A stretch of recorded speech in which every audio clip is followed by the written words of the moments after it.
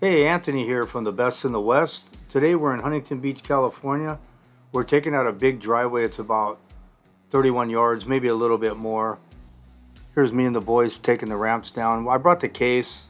I got a 10-wheeler coming in because it's just too many loads for a trailer, because I calculated at about 3 loads in a super 10-wheeler, and then I got to take out 2 trailer loads of dirt because the customer wanted 6-inch thick concrete because they're putting like a 37,000 pound RV on it.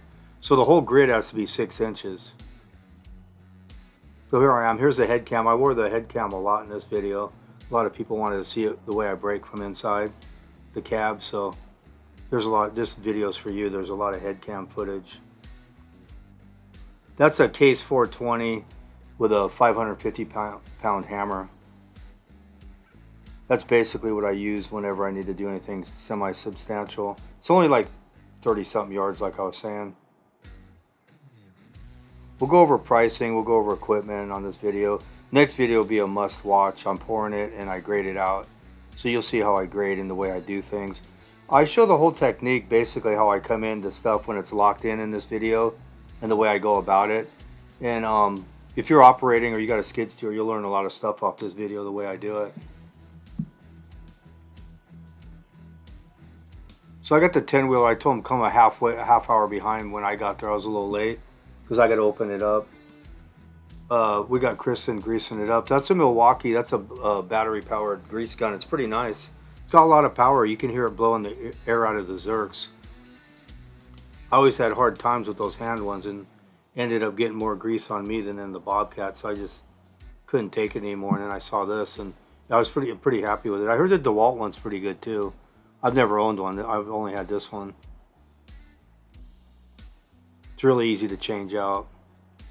You need to hit the Zerks. I don't run sloppy equipment, so when the bushings in the front gets all sloppy, I'll ditch the tractor. I don't run stuff like that because I run it really precise the way I do it. It has to move the way my mind's moving with it. When it's all shaky and sloppy, I won't even get on it. So the boys are putting this on. I'm going to pretty much break this up because they were kind of tired because I worked the hell out of them the day before on another job. So I would take it in big pieces, but you got to get up in the back of the truck and hit it with a sledge and condense it and fill the void. So I just broke the whole thing up. And when I break it against this wall, I saw this whole wall moving. So it spooked me. I guess it was some kind of floating wall. I've never seen it before.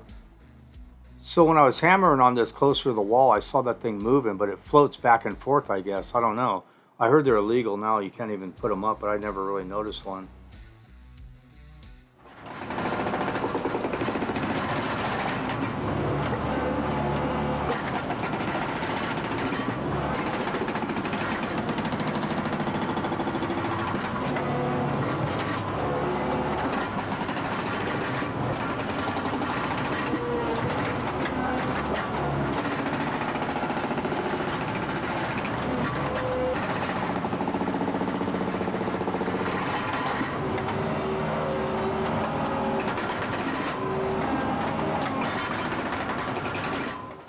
So what I do is when I'm breaking it and it's all locked in like this, which means from one right to left, front to back, it's all locked in and it gets tighter when you break it.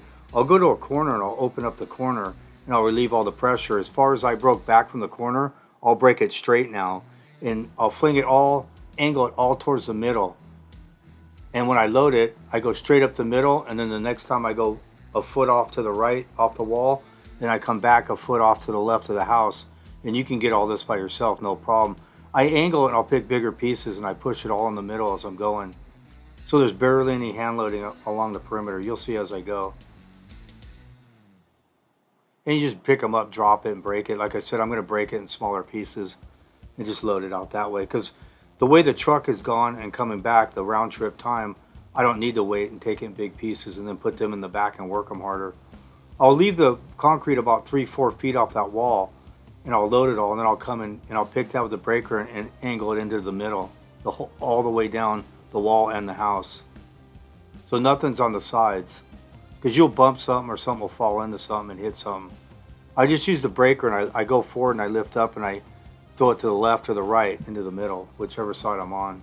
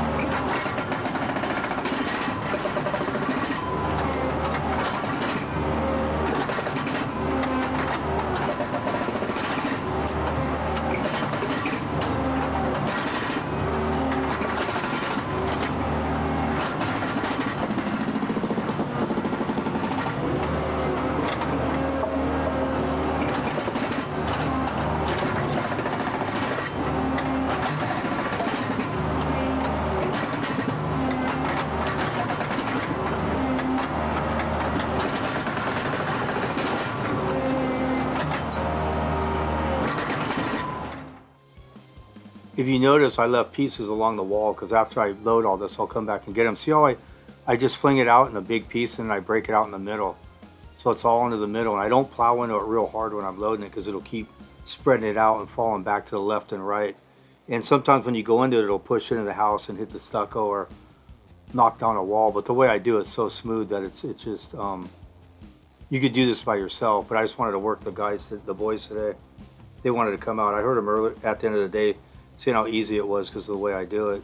They didn't do much, but we're going to set it up the next day. This day I take out I did 3 super 10-wheelers by 1, probably 1230 or 1. And then I did 2 trailer loads of dirt because I had to take the grade down 6 inches, the whole thing. But I knew there was more dirt coming out than that, so I was skinning it when I was getting the concrete and mixing it in the loads.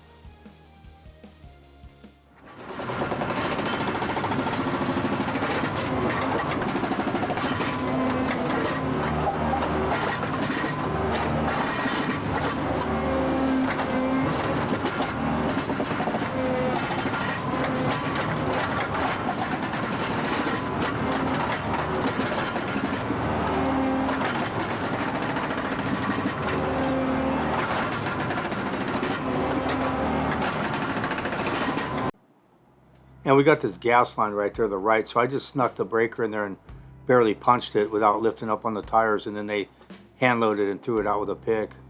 So I broke half of it, or about 1 load.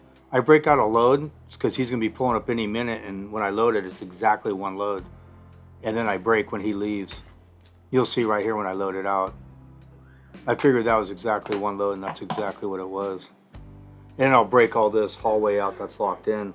But I break the middle out first, and then I'll go right to left and fling the pieces. And you go in there real smooth. You don't go in real hard. See, I'm taking a lot of dirt with it because I know that's exactly, I'm only want to take out 2 trailer loads. So I mix it in here.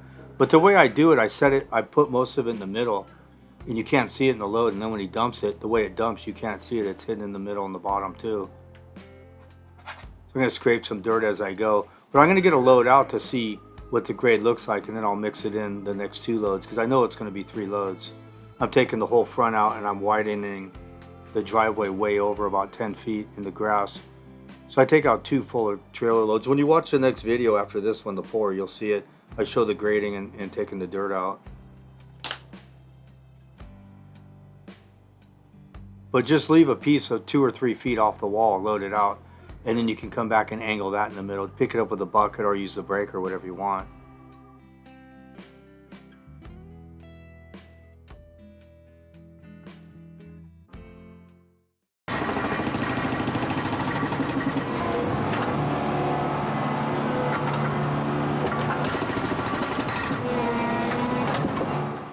So I'm just going to break around that gas line and have them throw it out.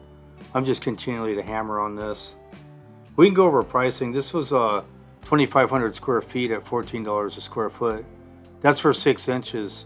So I gave them a pretty good deal, and they're such nice people. Shout out to Rick and Sherry, the homeowners here. They actually gave me a $1,000 tip on the end of the job when I was done. That's how happy they were with it. And you could take it in big pieces and break it, just flip it up and over where it's straight in the middle and then hammer it out.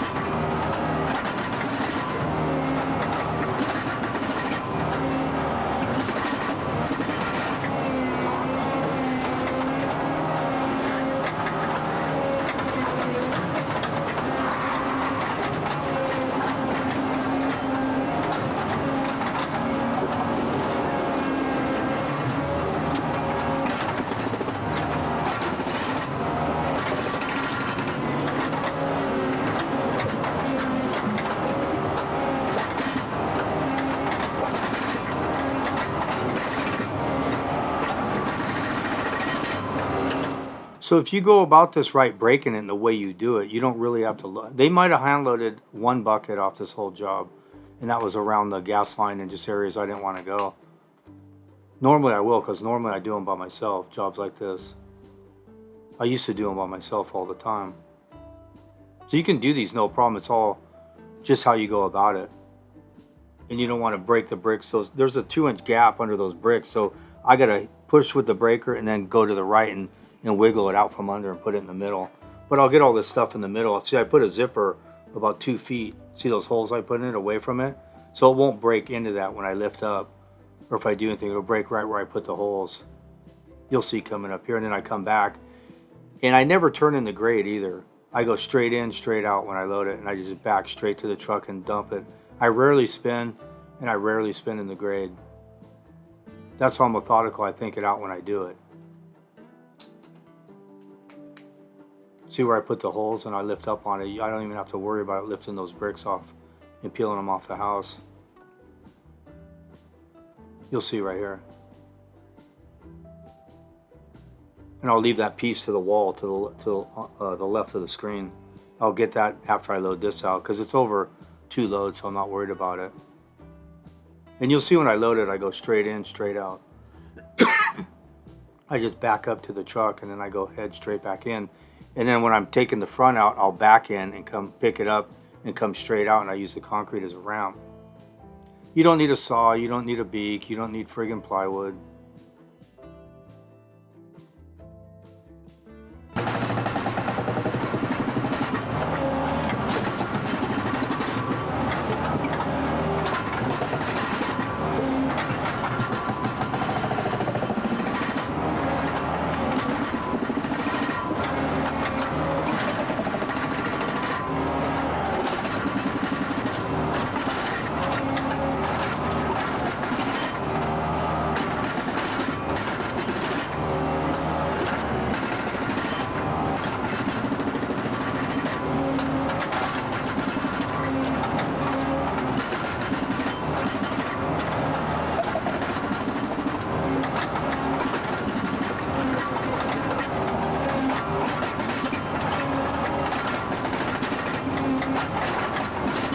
And this is some nasty ass soil, some wet ass Huntington Beach clay. So I'm just loading it out as we go here. And I'll just back straight out and load it up. Super 10-wheeler. You can get about 10 yards in this. If you get a guy in back, you can get more. So you just plow in and then stop. It'll fill the bucket up and not keep pushing it. So how you feeling, boss? I'm feeling sweet. We knocked all this out. We got about 30 yards. We got about probably 3/4 of a load left, and we knocked this out by probably 11 o'clock. There's no divots in the grade? No divots. I'm going to regrade it while the truck's gone. I'm going to scrape it. I'm going to put it all in a pile back there. I got a path out of here. I'm going to take the big pieces right here and put them on the bottom, grade it as I go, and I got a whole pile back here. I staged it. So how does it feel to be so badass? Feels pretty good. I think I need a claw, a Georgia buggy, and some plywood. And we're good. A beak. We got to get the plywood out here. Jefferson, get the goddamn plywood. So here's Kristen putting everything away, showing how it works. The ramps just slide in. Those are outriggers that you put out. So when you go up the ramp with a heavier tractor, the whole truck will lift off the back end. So they'll keep it stable. I use them with the little tractor. I don't need to with the S250 or this one. It'll lift that truck a foot off the ground when you initially start going up it. This ramp system, these things are kind of heavy. I need aluminum ramps. I don't really like it. It was okay. It came with it. But I'm going to have some aluminum ramps made. That's usually what I have. But other than that, I like the way the doors are, the way the hook's on it. I like the way everything is. I really like this trailer. But I don't like the ramps at all. So I'm going to have some made. I'm going to be in the Cayman Islands for 2 weeks coming up. So I'm going to try and do some videos where I can post them from being up there, out there. If I don't, I don't, but that's the game plan. So she got all put away. It's pretty easy. There's little hooks on those pins and you just pull them out and lift them up. But it's a good idea to have them on it, on your trailer. It's just less wear and tear on lifting your truck and up and down the ground. The significance is worth having them. It's pretty easy to set everything up, and it's got hooks when you open the door.